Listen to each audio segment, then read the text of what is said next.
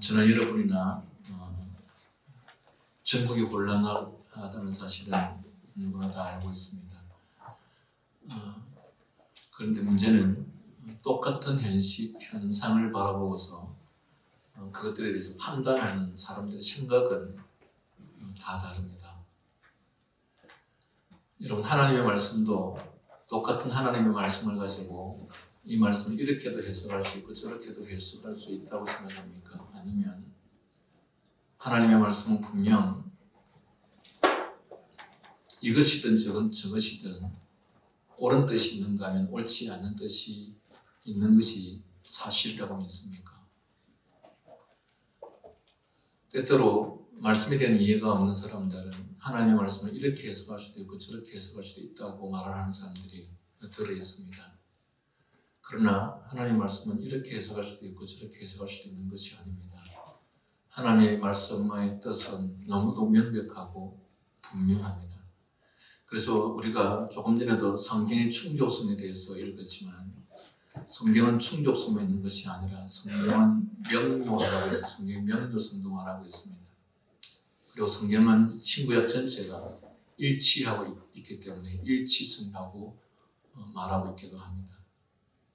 그렇다면 우리 앞에 놓여진 이 모든 전국의 상황 역시도 어느 것이 하나님의 뜻인지 이에 대해서 어떻게 판단하는 것이, 어떻게 이해하는 것이 하나님의 뜻인지에 대해서 분명한 이해가 있을 것입니다. 이렇게 이해할 수도 있고 저렇게 이해할 수도 있는 것은 분명 아닙니다.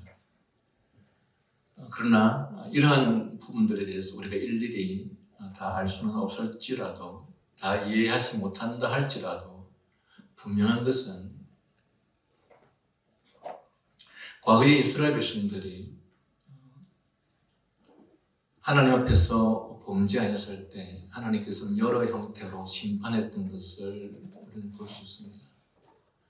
그러나 하나님께서 그 백성들을 향해서 심판하시고자 하실 때에도 하나님께서는 언제든지 하나님의 교회가, 믿는 하나님의 백성들이 회개하고 돌이키고 뉘우치면 용서하시겠다 하는 것이 선지자들을 통해서 하셨던 하나님의 말씀이었습니다.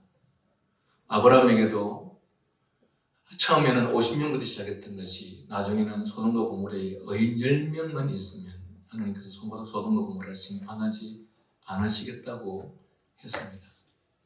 이것이 말하는 원리가 무엇이겠습니까? 아무리 나라가 부패하고 타락하고 망할 지경이 있다 할지라도, 아니면 어떤 외세에 의해서 타격을 입게 될 수밖에 없는 상황이 있다 할지라도 그곳에 정말 신실하게 하나님을 신뢰하는, 또 하나님께 순종하는, 하나님을 경외하는 소수의 사람들만 있다 하더라도 그 사람들을 위해서라도 하나님께서는 나라를 망하게 하거나 심판하지 않으실 수 있다고 하는 것을 우리는 성경 말씀을 통해서 잘 이해할 수 있어야 합니다. 다시 말하면 나라가 흥하고 망하는 것이 누구로 말미암아 어떤 사람에 의해서 누구의 잘못된 정책이나 잘못된 행동이나 잘못된 판단과 잘못된 결정에 의해서 이루어지는 것이 아니라 나라가 흥하고 망하는 것은 하나님의 주권에 있다고 하는 것을 우리는 분명히 배웁니다.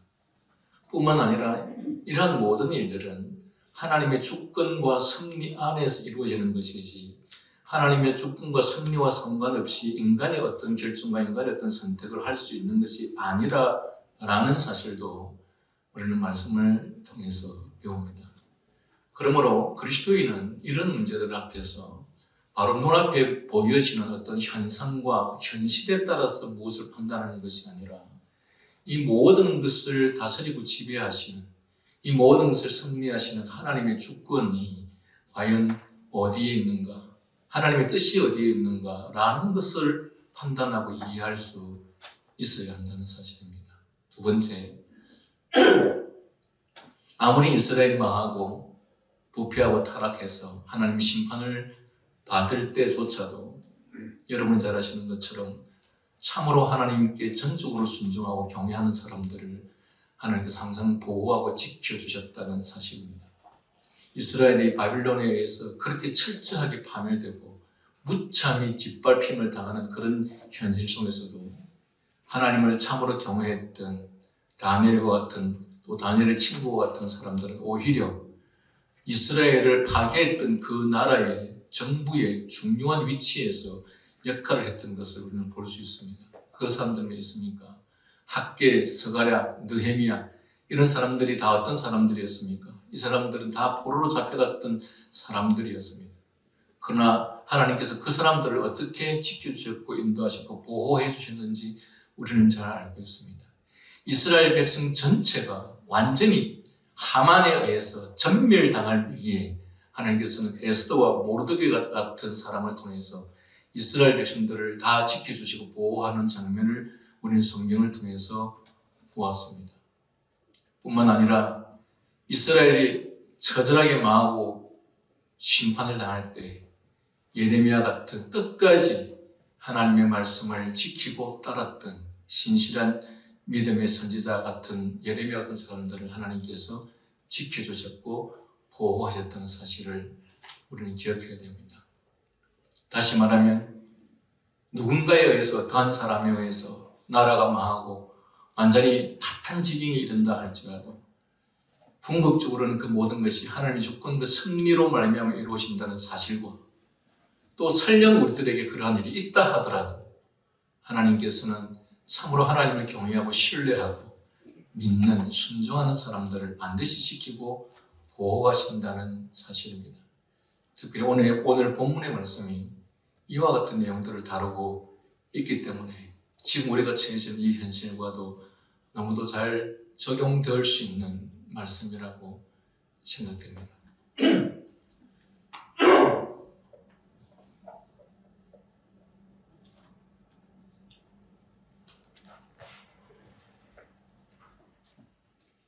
어떤 사람들은 사회주의화되어서 나라가 비참하게 될 것이라, 어떤 사람들은 경제적 파탄으로 인해서 나라가 비참하게 될 것이라, 사람들마다 다 각각 생각하는 것들이 다릅니다. 그러나 여러분, 하나님을 경외하는 사람들에게는 하나님께서는 어떤 방식으로도 그들을 지키시고 인도해 주신다는 것입니다. 중요한 것은 하나님께서 우리와 함께 하지 않는 것이 중요한 것이 아니라 우리가 그 하나님을 믿지 못하고 신뢰하지 못한다는 것이 중요한 사실입니다. 우리가 어느 정도 하나님에 대한 믿음이 없느냐? 주의를 지키면 B 학교를 갈 수밖에 없는데 주의를 안 지키면 A라는 좋은 학교를 갈 수 있습니다. 그러면 우리는 A 학교를 선택합니다. 주의를 지키면 연봉이 3천밖에 못 받았는데 주의를 안 지키는 곳에 가면 연봉이 6천만 원 받습니다. 우리는 6천만 원을 선택하는 것이 우리의 오늘의 신앙입니다. 그러면 그 정도의 신앙을 가진 사람들이 혹 우리에게 초대교회 사람들이 직면했던 죽음의 위기가 처해졌을 때 과연 이 조그만 이게 문제 앞에서조차도 포기하지 못하고 굴복하는 사람들이라고 한다면 생명과 관련된 그런 문제가 우리에게 닥쳤을 때 거기에서 굴복하지 않은 사람이 과연 얼마나 있겠는가라는 생각을 하죠. 여러분 중에는 육체적 고통에 대해서 누구보다도 약한 사람이 있습니까? 조금만 고통이 와도 절대로 못 견디는 사람이 있습니다. 그러나 믿음은 그조차도 극복합니다. 왜? 그것을 극복하는 것이 그 사람이 아니라 그 사람 안에 있는 성령 하나님께서 그것을 이기고 극복할 수 있도록 하시기 때문입니다. 그래서 믿음이라는 것이 하나님을 순종한다는 것이 얼마나 중요한지를 우리들에게 가르쳐주고 있는 것입니다. 모든 키는 어디에 있느냐? 하나님을 경외하는 것이 있습니다. 모든 키는 하나님을 믿는 믿음에 있습니다. 그것이 모든 것을 지키고 모든 것을 인도한다는 사실을 우리는 믿어야 합니다. 여러분, 상황이 어려울수록 어려우면 어려울수록 현실이 어려우면 어려울수록 더더욱 우리가 해야 할 일이 있다면 한 사람의 그리스도인으로서 자기의 위치를 지키면서 더더욱 하나님을 경외하고 하나님의 말씀에 순종하는 일에 전념하는 것이 우리가 할 일입니다. 그랬었을 때 우리들로 인해서 우리들 때문에 우리가 회개하는 삶을 사는 것 때문에 하나님께서 이 나라를 지키실 수도 있고, 그러나 혹 우리의 부족함 때문에 마치 이스라엘 백성들이 바벨론에 의해서 무참하게 짓밟히는 그런 일들이 설령 있다 할지라도 하나님을 경외하는 자들을 하나님께서 어떻게 지키셨고 보호하셨는지를 우리는 말씀을 통해서 똑똑히 보았기 때문에, 그래서 이런 모든 상황 속에서 그리스도인들이 할 일은 자기 자신 스스로가 한 사람 한 사람이 주님 앞으로 돌아와서 회개하고 돌이키며 뉘우치며 무엇보다 하나님을 경외하는 삶을 그 각자의 위치에서 살아가는 그것이 그리스도인들이 해야 될 일이라는 사실을 여러분 모두가 기억하셨으면 좋겠습니다.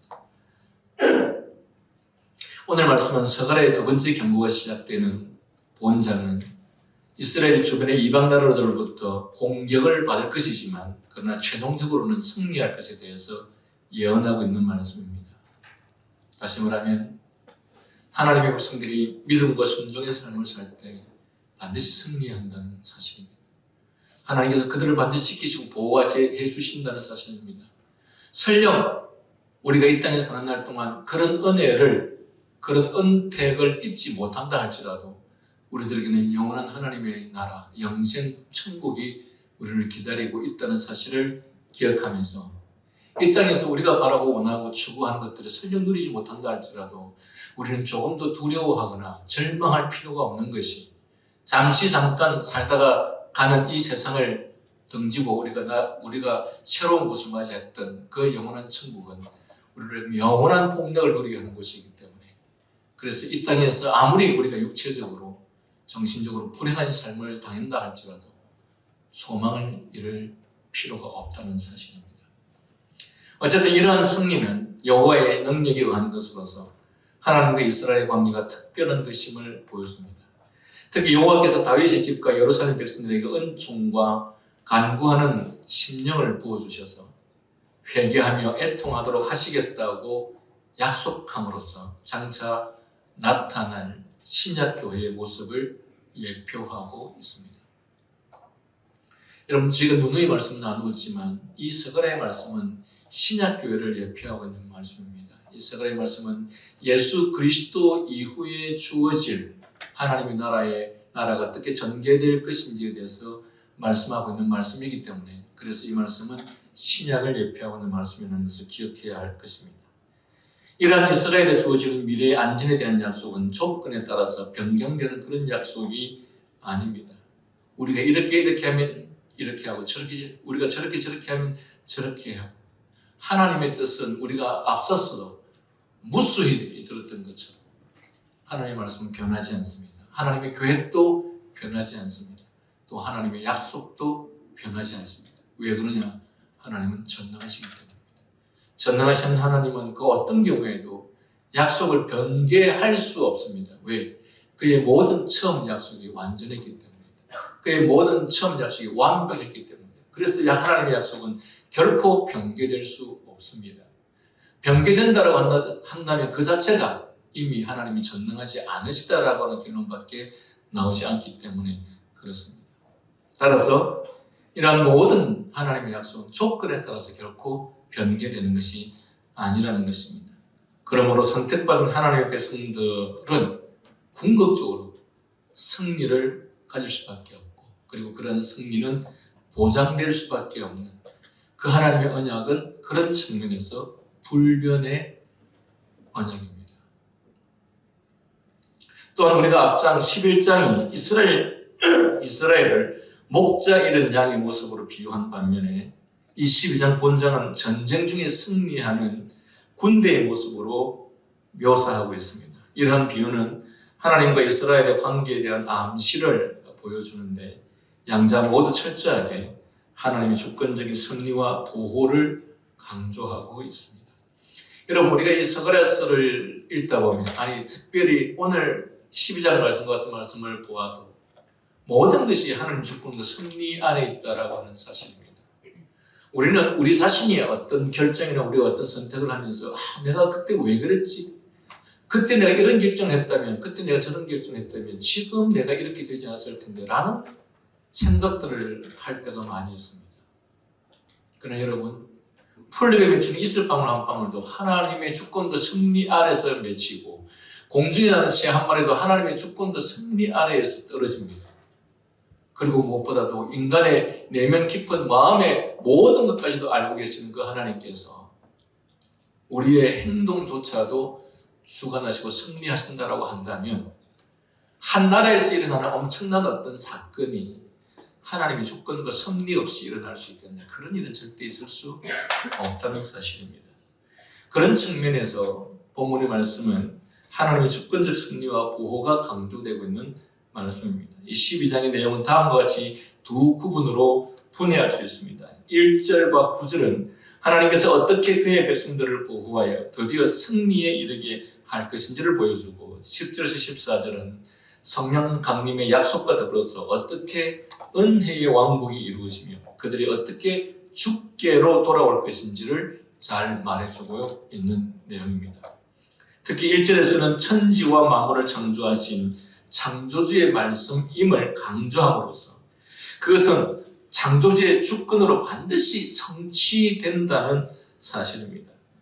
여러분, 만물을 창조하신 하나님이신데 어떻게 그가 창조하신 만물 안에서 일어나는 일들이 하나님의 주권과 섭리 없이 일어날 수 있겠느냐라는 것입니다.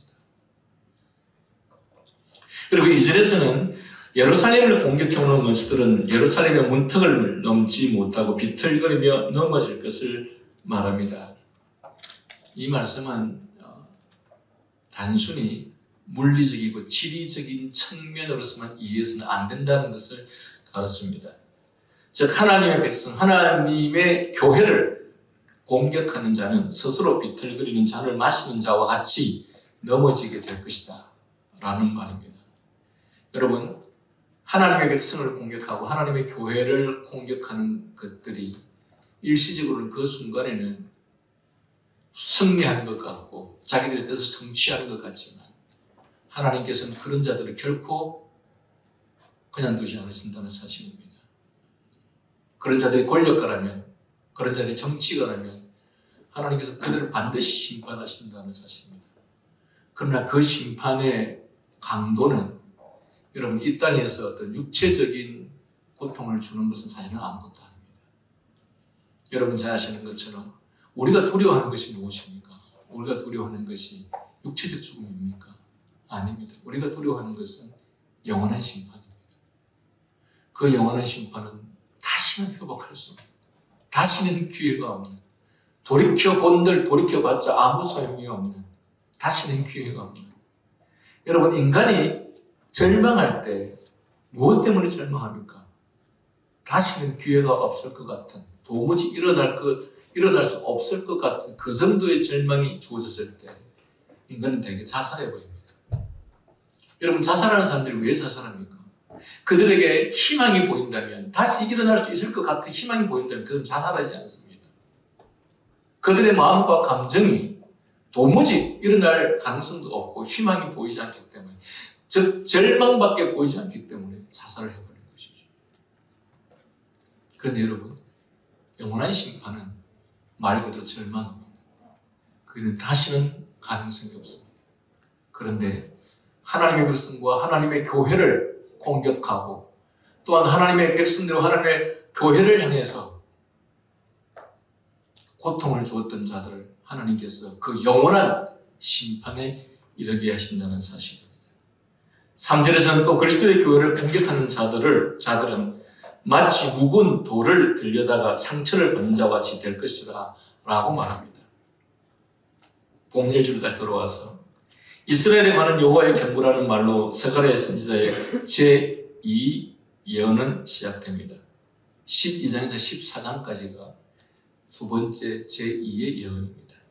이것은 마치 그의 예언, 제1의 예언, 9장과 11장의 시작과 같습니다. 그럼 우리가 제1예언에서 본 대로 이스라엘이 메시아를 배척한 후에 그 그들이 어떻게 버림이 될 것을 예언한 것과는 반대로 지금 우리가 읽고 있는 제2 예언에 있어서는 메시아를 받아들인 새 이스라엘이 어떻게 큰 축복이 이르게 되고 영광스러운 메시아의 왕국에서 영원히 살게 될 것을 말하고 있는 것이 이 12장 이하의 말씀입니다. 그러나 이러한 하나님의 영광, 하나님의 은혜, 하나님의 축복이 주어지기 전에 메시아가 순환을 당한 것 같이 여러분 오늘 그리스도인 우리들에게 주어질 이 영원한 하나님의 나라, 영원한 천국, 축복이 아무런 대가 없이 아무런 고난 없이 주어지는 것이 아니지 않습니까? 하늘의 하나님이신 전능하신 온 세상의 주권자이신 그 하나님이 우리의 영광, 우리의 구원을 위해서 말로 다 할 수 없는 순환을 당하셨죠. 그래서 이 메시아가 순환을 당한 것 같이 영적 새 이스라엘도 먼저 순환을 당해야 할 것입니다. 즉 그가 승리하기에 앞서서 그들은 먼저 핍박을 당해야 했던 것입니다.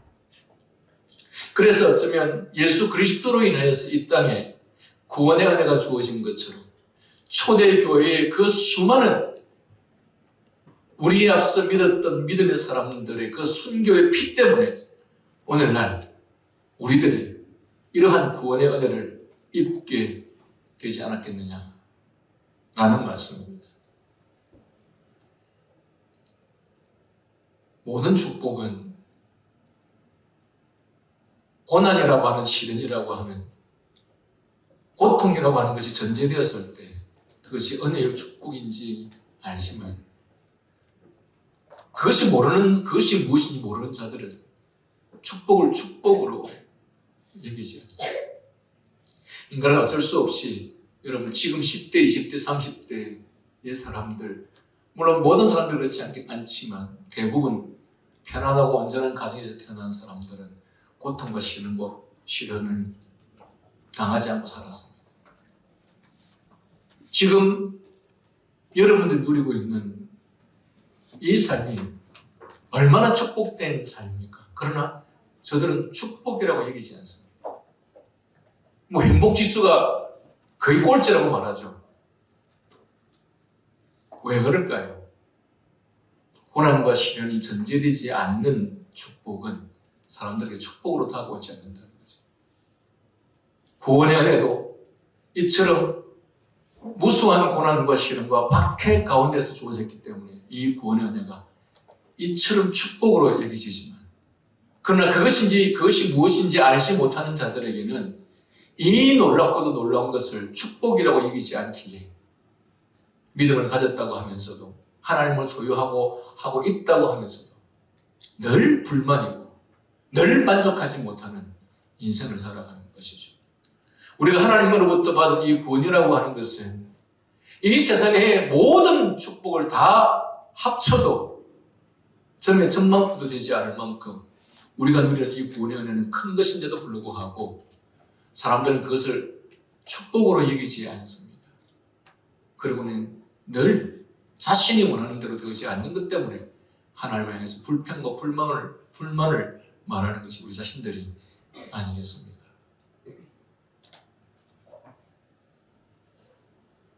어쨌든 우리 하나님께서는 우리에게 축복을 주시는 방식이 그러한 방식이었다라는 것이었고 따라서 이 이스라엘 백성들에게도 영적 이스라엘의 우리들에게도 이러한 과정을 통해서 하나님께서 은혜를 베풀어 주신다라는 말씀입니다.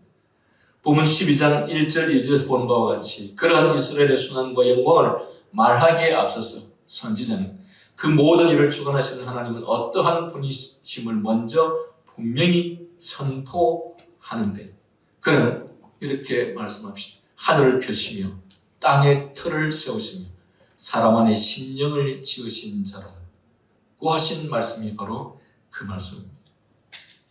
하늘을 펴시며 땅에 틀을 세우시며 사람 안에 심령을 지으신 자 그가 바로 이 세상의 주권자 하나님이십니다. 이런 하나님의 무한한 주권 밑에서 인간의 흥망성쇠의 역사가 어떻게 진전되어가며 택한 백성들의 구속사가 어떻게 성취되어지는 것을 성도들로 하여금 믿게 하기 위하여서 본절에서는 먼저 그의 크신 주권이 선포되고 있는 것입니다. 우리 히타자는 것입시다. 태반이 졸고 계시는 너무 따뜻해가지고.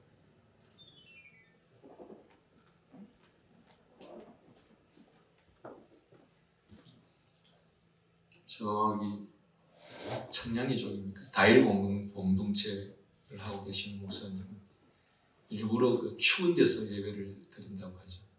그래서 옷 따뜻하게 입고 졸지 않게 합니다.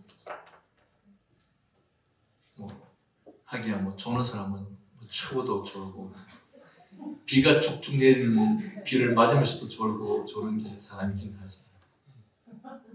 저는 비가 쭉쭉 내리고 있는데도 서서 졸 수 있는 사람.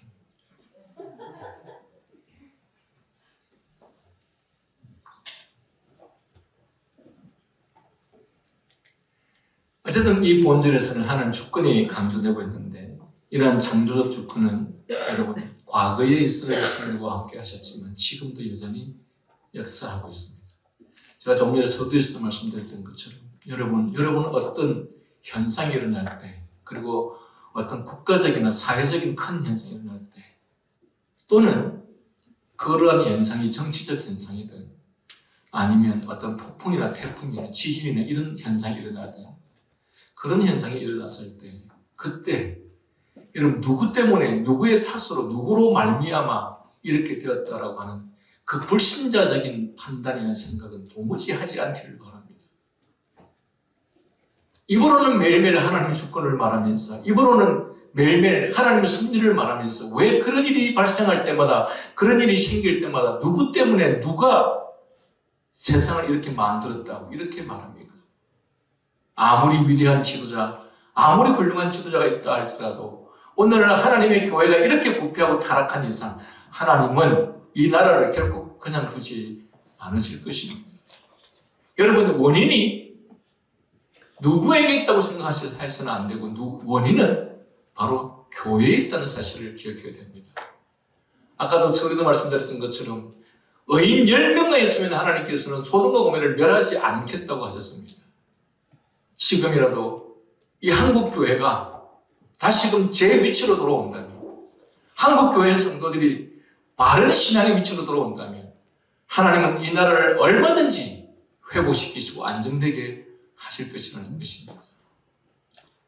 여러분, 어떤 범죄하는 또는 어떤 잘못된 결정을 하는 지도자는 그 지도자에게 탓이 있는 것이 아니고 하나님께서 그를 수단으로 삼으시는 것입니다.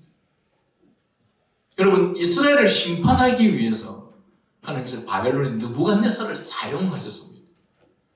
이스라엘의 온 세상의 복음이 선포되게 하기 위해서 하나님께서는 로마의 황제를 사용하셨습니다. 그들은 심판의 도구인 것입니다. 하나님께서 우리들에게 구원을 주시기 위해서 가룟 유다라고 하는 사람을 수단으로 사용하셨습니다. 우리는 지난주에 그와 같은 가룟 유다에 대한 말씀을 나누지 않았습니다.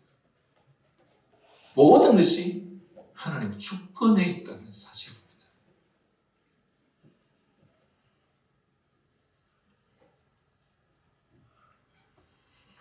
12장 2절을 보십시오. 보라, 내가 새 예루살렘으로 그 사면 모든 민족에게 취하게 하는 잔이 되게 할 것이라고 했고, 3절을 보면 내가 예루살렘을 모든 민족에게 무거운 돌이 되게 하리니 라고 하셨습니다. 여기 취하게 하는 잔이나 무거운 돌은 모두 원수돌로 하여금 넘어지게 하고 멸하게 하는 심판을 의미합니다. 특별히 취하게 하는 잔이라는 말은 심판의 상징으로서 많이 사용되었던 말씀입니다. 이사야 51장에서도 예레미야 25장에서도 또한 하박국에서도 각각 사용되었던 단어이기도 합니다. 이처럼 예루살렘은 이방의 원수들을 심판하는 본부가 될 것이다. 그런데 여기에서 예루살렘은 지리적인 개념이 아니라 영적 메시아 왕국의 수도로서 그리스도의 교회를 말합니다. 다시 말하면 모든 키가 어디에 있다는 것입니까? 그리스도의 교회에 있다는 것입니다. 그리스도의 교회가 어떻게 하느냐에 따라서 나라가 흥왕할 수도 있고 망할 수도 있다는 사실입니다. 인간의 흥망성쇠를 하나님께서 그 키를 바로 교회가 갖고 있다라고 하는 사실을 가르쳐주고 있습니다. 그리고 2절 하반절에 예루살렘이 에워싸일 때에 유다에까지 이르게 이르리라라고 하신 말씀은 예루살렘이 원수들을 취하게 하여서 넘어지게 하는 잔이 되기 전에 먼저 그의 원수들에게 에워싸여 고난을 당할 것을 의미합니다. 특히 유다를 언급하는 것은 유다와 예루살렘은 운명 공동체이기 때문에 이 예루살렘과 유다를 함께 언급하고 있는 것입니다. 12장 3절에 다 같이 한번 읽을까요? 12장 3절 시작.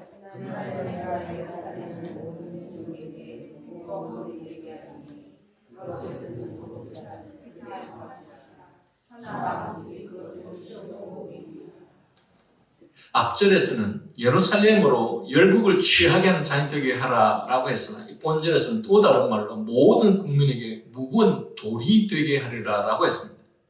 예루살렘, 즉 이 예루살렘은 그리스도의 교회를 상징하는데 예루살렘을 치러 온 원수들이 예루살렘의 문턱에서 취하게 하는 잔을 마시고 비틀거릴 때 예루살렘이 또 그들에게 무거운 돌이 되어서 그들을 상쾌하리라라고 하는 말씀입니다. 이처럼 스가랴는 예루살렘 즉 교회를 돌로 비유하고 있습니다.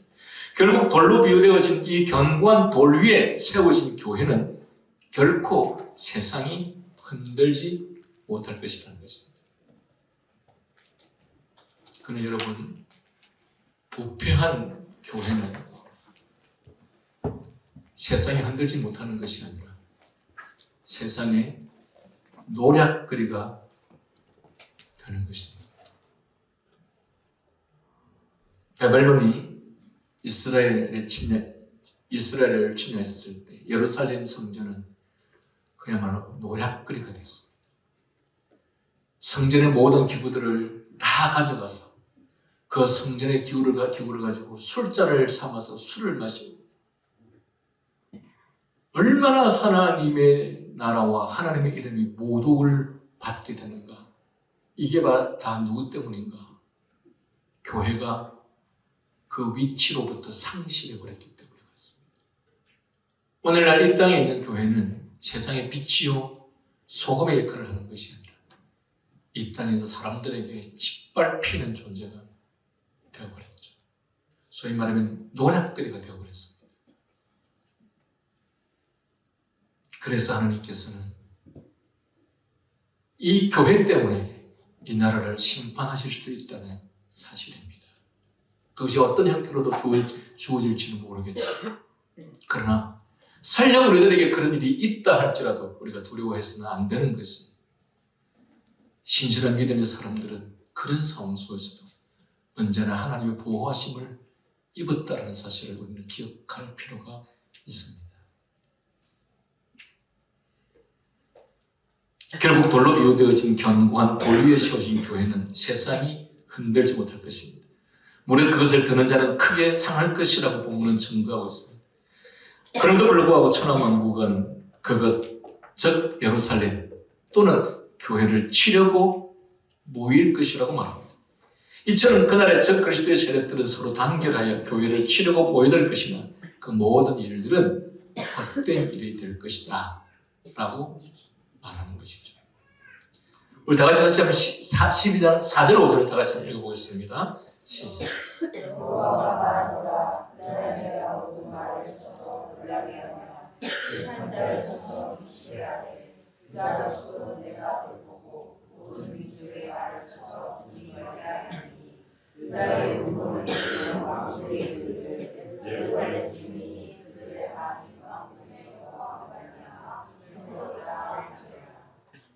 본절은 유다 족속 역시 마찬가지로 그리스도의 교회라고 말할 수 있죠. 이 유다 족속이 어떻게 원수를 이길 것을 말하고 있습니다. 유다의 지도자는 말하기를 저들은 즉 유다, 예루살렘 또는 교회는 나의 힘이라고 말하게 될 것이다. 4절도 3절과 같이 그날이라는 말을 시작했는데 이것은 앞에서 말한 바와 같이 기독론적이고 말세론적인 표현입니다. 다시 말하면 그날에 큰 전쟁이 있어서 저 그리스도의 세력들이 함께 모여 그리스도의 교회를 공격하겠지만 그러나 예루살렘은 그들을 취하여 오히려 그들을 넘어지게 하는 잔이 될 것이고 또 무거운 돌이 되어서 그들을 상하게 할 것이라고 한 것입니다. 이 말은 특히 하나님께서 친히 유다 족속 즉 택한 백성과 예루살렘 또는 그리스도의 교회를 위하여 누가 그렇게 싸울 것인가? 하나님께서 그렇게 싸워주실 것이다 라고 말하고 있습니다. 다음 5절은 유다의 우두머리들이 마음속에 이르기를 라는 말로 시작합니다. 이 말은 저 그리스도의 핍박 중에도 사도들과 교사들은 스스로 힘을 얻고 또 모든 그리스도인들은 만군의 여호와 그들의 하나님으로 말미암아 힘을 얻으리라는 말씀으로 즉 하나님께서 예루살렘의 거민들을 도우심으로 인하여서 그들은 아무리 원수들의 공격을 받는다 할지라도 마침내 원수들은 패망할 것인지 그때 이르러 유다의 지도자들은 말하기를 예루살렘의 거민들은 참으로 나의 힘이 되리라 라고 말씀하고 있는 것입니다. 하나님을 경외하는 당신의 백성들을 어떤 원수들도 치지 못할 것이고 넘어지지 못하게 할 것이고 정복지 못하게 할 것입니다. 왜냐하면 그 백성이 하나님의 백성이기 때문에 그리고 그 백성을 다스리시고 주관하시는 분이 바로 하나님이시기 때문에 그래서 그렇습니다. 즉 하나님의 뜻이 아니라면 하나님께서 원하시는 것이 아니라면 털 것 하나 건드리지 못하는 것은 이 세상의 주인이 하나님이시기 때문에 그렇습니다. 우리가 왜 어떤 상황 속에서도 하나님만을 굳게 믿고 어떤 상황 속에서도 하나님만을 경외하며 어떤 현실 속에서도 현실에 굴복할 것이 아니라 하나님의 말씀에 순종하라고 하느냐? 그 이유가 모든 주권은 하나님께 있기 때문에 그런 것이죠. 이스라엘 백성 모두가 다 굶주려 죽을 때에도 하나님께서는 야곱의 가족들을 먼저 종으로 팔려간 요셉을 통해서 구해주셨죠.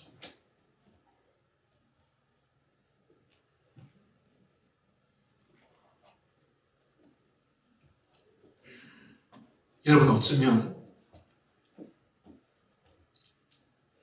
페르시아에 살고 있었던 수많은 이스라엘 백성들이 정말 죽음의 위기에 처했을 때 여러분 단 두 사람 에스더와 모르드기를 인하여서 그 모든 백성들이 다 살인을 면했습니다. 이런 것들이 의미하는 바가 무엇일까요? 모든 것이 하나님의 주권에 있을 뿐만 아니라 하나님께서는 참으로 하나님을 경외하는 소수의 사람들을 통해서 모든 것들을 다스리시고 주관하시는 사실 우리는 깊게 믿어야 됩니다. 그러므로서 우리에게 아무리 위기가 닿고 어려움이 당할지라도 우리가 두려워하거나 불안해하지 않고 그리고 이런 일들이 일어날 때마다 우리 눈앞에 펼쳐지는 사회적 현상을 바라보고 판단할 것이 아니라 이런 일들이 일어날 때마다 무엇을 해야 되겠습니까? 하나님께서 하나님을 바라보라고 우리가 정신을 차리고 우리의 위치를 바라보라. 이런 일이 일어난 것이 문제가 아니라 왜 일어났는가를 바라보라. 그리고 그 근본 키가 원인이 어디에 있는가. 성경의 교훈이 우리들이 가르치는 바는 바로 교회에 있다. 이 땅의 교회들이 하나님의 영광을 나타내고 있습니까? 아닙니다. 이 땅의 교회는 하나님의 영광을 무참히 짓밟고 모독하는 역할들을 하고 있는 것이 이 땅의 교회요, 지도자들이요, 교인들입니다. 그러면서도 우리는 우리의 할 짓들을 다하고 우리가 원하는 것들을 다 하면서 그러면서도 하나님께서는 여전히 우리에게 평화를 주기를 원합니다. 우리가 할 짓 다 하면서 우리가 원하는 것 다 해가면서 평화가 주어지면 그럴 경우에 인간은 지금보다도 더더욱 더 부패하고 타락하게 되어 있지. 그들이 정신을 차리고 하나님 앞으로 돌아오는 일은 없습니다. 인간은 여러분 잘 아시는 것처럼 죄성을 가진 존재여서 인간은 고난이 주어졌을 때 비로소 정신을 차리고 고난이 주어졌을 때 비로소 자기 자신이 누구인지를 깨닫게 되는 것이 인간입니다. 여러분들은 오늘날 젊은 여러분들, 여러분의 삶 속에 평화만 주어지고 탄탄대로만 주어지기를 원하죠. 그러나 그것은 오히려 불행입니다. 고난이 없는 삶은, 시련이 없는 삶은 그게 하나님의 은혜의 축복이 아니라 그것은 오히려 불행이라는 사실입니다. 왜? 고난이 없는 탄탄대로의 삶은 이 모든 것이 하나님 주권에 있다는 사실과 인간이 누구인가에 대해서 자신이 어떤 존재인가에 대해서 인식을 못하게 되기 때문에 그렇다는 것입니다. 그래서 하나님께서는 참으로 신실한 믿음의 하나님의 사람들, 참으로 하나님께서 기뻐 여기시는 사람들에게는 언제나 그들에게 시련이 주어졌다는 사실입니다. 12장 6절은 본절은 사도들의 전한 복음이 어떻게 불길같이 퍼져나가서 세상을 사를 것을 말했고 또 예루살렘이 즉 그리스도의 교회가 제자리에 굳게 설 것을 예언하는 말씀입니다. 그날에 내가 유다 지도자들을 나무 가운데로 화로 같게 하며 곡식단 사이에 횃불 같게 하리니 라는 말로 본절이 시작되는데 여기 그날에는 그리스도를 말미암아 이루어질 은혜의 날을 가리킵니다. 그러므로 여기 유다의 두목들과 예루살렘 사람은 지리적이거나 혈통적인 말이 아니라 그리스도의 교회와 그 지도자들과 그리스도인들의 승리를 가리켜주는 예언입니다. 하나님께서는 그들로 이방의 원수들을 사르는 화로요, 횃불 같게 하리라고 말씀하십니다. 사실상 이 일들은 실제로 예루살렘에서 시작된 오순절의 부흥의 불길은 온 세계에 뭐같이 뻗어나갔습니까? 횃불같이 뻗어나갔던 것을 우리는 잘 알 수 있습니다. 그렇다면 12장 6절 하반절의 말씀, 그들이 그 좌우에 에워싼 모든 민족들을 불살할 것이요 예루살렘 사람들은 다시 그 본 곳 예루살렘에 살게 되리라 해서 그 본 곳 예루살렘이라는 곳은 그의 교회가 선 곳, 다시 말하면 교회가 서고 그리스도께서 거기에 계셔서 다스릴 그곳을 말하는데 이 역시 지리적 예루살렘이 아니라 교회가 서고 교회가 다스리시는 그곳을 말하는 것입니다. 12장 7절 여호와가 먼저 유다 장막을 구원하리니 이는 다윗의 집의 영광과 예루살렘 주민의 영광이 유다보다 더하지 못하게 하려 함이다. 다윗의 집과 예루살렘의 검은보다도 유다의 장막을 먼저 구원하려고 하시는 것이 본문의 내용입니다. 다시 한번 보시면 여호와가 먼저 누구를? 유다 장막을 구원하리니. 유다는 장막이라 했습니다. 그리고 이는 다윗의 집의 영광과 예루살렘 주민의 영광이 유다보다 더하지 못하게 하려 함이니라. 이 내용은 현실적으로도 유다의 촌락들은 예루살렘보다 먼저 원수의 공격의 대상이 되었습니다. 왜냐하면 여러분 예루살렘을 가보시면 아시겠지만 예루살렘 성은 난공불락의 성이었습니다. 성곽이 높고 그리고 그 예루살렘 성 주변으로 전부 다 절벽으로 되어 있어서 정말 쉽게 정복할 수 없는 곳이 예루살렘 성입니다. 그래서 이 예루살렘은 성곽이 높고 잘 방비되어 있지만 유다의 촌락들은 그렇지 못했던 것이죠. 그러므로 유다의 장막을 먼저 구원하려고 하신 말씀은 하나님께서 어떻게 약하고 가난한 불쌍한 양떼들을 먼저 돌보시리라는 그의 사랑을 잘 보여주는 말씀입니다. 특별히 본문에 보면 다윗의 경우에는 집이라고 했습니다. 여기서 예루살렘의 경우에는 거민이라고 했으나 유다의 경우에는 장막이라고 했습니다. 장막은 일시적 건물이요 아무런 방비가 되어 있지 않는 것을 말하죠. 그것은 성 밖의 촌락으로서 혹은 광야에 임시적으로 되어진 천막을 말합니다. 만일에 원수의 공격이 있다면 장막에 사는 사람은 스스로 자기를 보호할 길이 없고 오직 하나님의 구원을 바라볼 길밖에 없는 것이 이 장막에 사는 사람들에게 주어진 현실입니다. 그래서 하나님께서는 이렇게 비천하고 미약한 유다의 천막을 먼저 돌보신다고 말씀하십니다. 다윗의 집에서 있는 왕족들과 귀족들은 예루살렘의 거민들을 천하게 여길 것이고 내려다볼 수 있을 것입니다. 또 성 안에 사는 자들은 성박 유다 촌락에 사는 자들을 멸시했을지 모릅니다. 그러나 하나님께서는 그럴 수가 없습니다. 오히려 하나님께서는 유다의 천막에 사는 자들을 먼저 구원하시고 먼저 높여주시라고 했습니다. 여러분, 하나님은 공평하신 분이십니다. 여러분, 이 부패하고 타락한 인간은요, 지는 이 땅에서도 잘 살고 이 땅에서도 편안하게 살고 그리고 천국에서도 모든 것들을 누리기를 원하는 것이 인간이죠.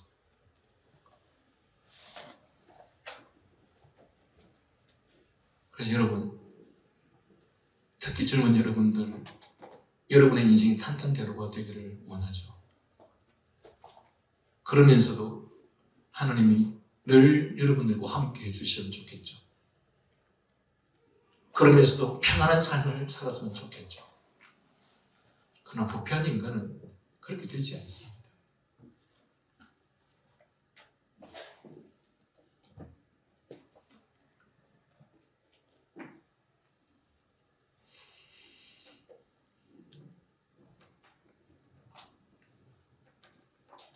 부자의 밥상에서 떨어지는 음식을 먹고 살았던 거지 나사로는 이 땅에 살 동안에는 자기는 거지였고 그리고 자기가 받아먹었던 그 음식의 주인인 부자였는데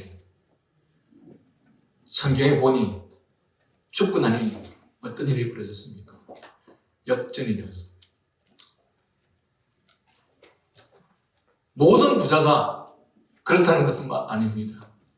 그러나 부자가 천국 가는 것은 약대가 바늘기로 들어가는 것보다 어렵다라고 하는 그 말씀 자체가 무엇을 말할까요? 인간은 모든 것이 풍성하고 탄탄대로가 옵니다. 그는 하나님을 경외하지 않는다는 뜻입니다. 그런 사람이 겸손해질 수 없다는 뜻입니다. 그런 사람이 자신의 위치를 알고 하나님 앞에서 무릎을 꿇고 은혜를 구하는 사람이 될 수 있는 그 확률이 너무도 지극히 드물다는 사실입니다. 그래서 이런 인간의 존재의 원리를 너무도 잘 아시는 하나님께서 우리들에게 이렇게 말씀하시는 것이죠. 그리고 심지어 돈을 비유할 때 하나님과 같이 견주어 비유하는 것이 우리의 말이 아니고 하나님의 말씀입니다. 인간에게 있어서 돈이라고 하는 것, 권력이라고 하는 부라고 하는 것을 하나님과 견줄 정도로 우리는 돈을 그렇게 생각하고 있다는 것이죠. 그래서 성경은 돈을 사랑하는 것이 일만 악의 뿌리라 이렇게 말씀하고 있는 것입니다. 여러분, 지금 저들 화려하게 누리는 저들은 지금은 저렇게 누릴지 모르겠지만 저들은 얼마 후에 거지 나사로와 부자가 역전되는 것처럼 저들에게는 그런 인생이 주어질 것입니다. 한 가지 분명한 특징이 있다면 그들에게는 다시는 돌이킬 기회가 없다는 사실입니다.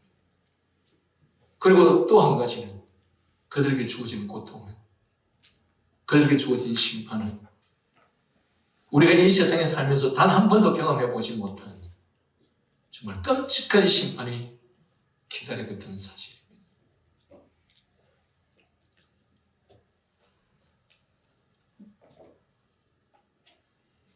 우리는 그 크기와 화려함을 자랑할 수 있을지 모르지만 주님께서는 가난한 자와 불쌍한 자를 먼저 찾으신다라는 말씀이 바로 이 본문의 말씀인 것입니다. 8절 9절. 그날에 여호와가 예루살렘 주민을 구하리니 그 중에 약한 자가 그날에는 다윗 같겠고 다윗의 족속은 하나님 같고 무리 앞에는 여호와의 사자가 될 것이라. 예루살렘을 치러 오는 이방 나라들을 그날에 내가 멸하기를 힘쓰리라. 8절의 첫 말씀도 그날에라는 말로 시작됩니다. 앞에서 보았듯이 그날은 이방의 원수들에게는 패망의 날일 것이나 예루살렘과 유다에게는 승리의 날이 될 것입니다. 그날은 여호와께서 친히 이방의 원수들을 쳐서 놀라게 하며 미치게 하는 날이요 멸하게 하는 그날입니다. 그러나 유다 족속은 특별히 돌아보며 예루살렘 구민은 특별히 보호하리라고 약속하신 바로 그 날이 그 날입니다. 그리고 그날은 메시아로 말미암아 이루어질 하나님의 자녀들의 구원의 날이요 승리의 날을 가리킵니다. 본문의 예루살렘의 구민은 앞에서도 말했거니와 그리스도의 교회를 말하는 것이요 그의 성도들을 가리키는 것으로서 하나님께서는 저들을 특별히 보호하실 것을 약속하신 말씀입니다. 다시 말하면 하나님은 당신의 백성들을 반드시 지키고 보호하십니다. 여기서 말하는 당신의 백성은 하나님의 말씀을 순종하고 하나님을 경외하며 하나님의 뜻을 따라 살아가는 바로 그 자들이 하나님의 백성인 것이죠. 그리고 그러한 하나님의 백성들은 비록 약할지라도 힘주시는 자 안에서 능히 모든 것을 할 수 있는 위대한 용사같이 될 것을 약속하신 말씀입니다. 요엘 선지자도 말하기를 약한 자도 이르기를 나는 강하다 할지어다 라고 했는데 그리스도인들은 그리스도 안에서 그런 강한 능력을 체험하게 될 것이다 라고 말합니다. 위의 본문은 그리스도의 교회와 성들이 어떻게 강한 능력으로 무장될 것을 가르치시는 말씀입니다. 그리스도인들이 이 모든 일에 넉넉히 이길 수 있는 것은 그들에게 능히 능력을 주시는 그리스도로 말미암음이라고 사도 바울은 우리들에게 가르쳐 주었습니다. 9절을 보면 또 예루살렘을 치러 오는 열국을 그날에 내가 멸하기를 힘쓰리라고 말씀하셨는데 이와 같이 하나님이 우리를 위하여 싸우신다면 누가 능히 우리를 대적할 수 있겠는가? 그러므로 하나님을 경외하는 하나님의 말씀과 뜻에 순종하는 신자들의 승리는 확실합니다. 이러한 승리를 확약하여 주시는 말씀이 바로 이 본문의 말씀입니다. 사랑하는 여러분, 여러분의 개인적 삶의 위기에서는 또한 사회적으로, 국가적으로 우리에게 삶의 위기가 왔었을 때 우리가 해야 될 행동은 무엇이냐? 바꿔라, 집어쳐라 가 아니라 즉 궁극적 해결 방안이 그곳에 있는 것이 아니라 궁극적 해결 방안은 바로 하나님의 뜻에 있고 그 하나님의 뜻 안에서 우리가 할 일은 우리가 하나님 앞으로 돌아가는 것입니다. 그것이 우리의 할 일입니다.